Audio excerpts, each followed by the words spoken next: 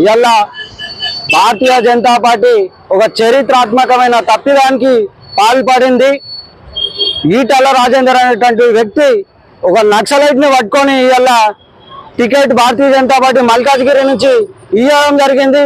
ఆయన కమ్యూనిస్టు భావాలు ఉన్నటువంటి వ్యక్తి ఇవాళ భారతీయ జనతా పార్టీ ఎట్లా కౌగిలించుకుందని చెప్పి సూటిగా రాష్ట్ర ప్రభుత్వాన్ని, రాష్ట్ర నాయకత్వాన్ని, కేంద్ర నాయకత్వాన్ని ప్రశ్నిస్తా ఉన్నాం.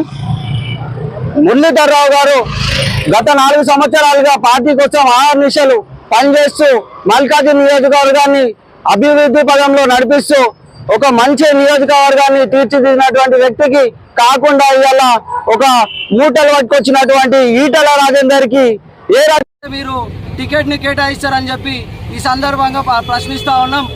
ఆయన గతంలో భారతీయ జనతా పార్టీ సిద్ధాంతాల ప్రకారం ఒకరికి ఒకటేసారి సీట్ ని ఇస్తారు.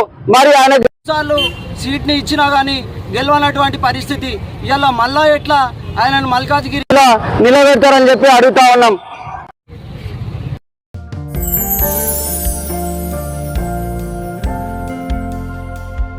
లవ్ ఈ అందమైన 4 అక్షరాల బారిన పడని మనిషి ఉండరు, మనసు ఉండదు. ఈ లవ్ కొంతమంది జీవితానికి సరిపడా మధురమైన అనుభూతులను అందిస్తే, మరికొంతమందికి జీవితాంతం వెంటాడే చేదు జ్ఞాపకాలను మిగిల్స్తుంది. లైలా మజ్ను, పార్వతీ దేవదాస్ ఈ 2 కథల్లో మజ్ను లైలా ప్రేమ కోసం ఎంత పరితపించాడో విన్నాం.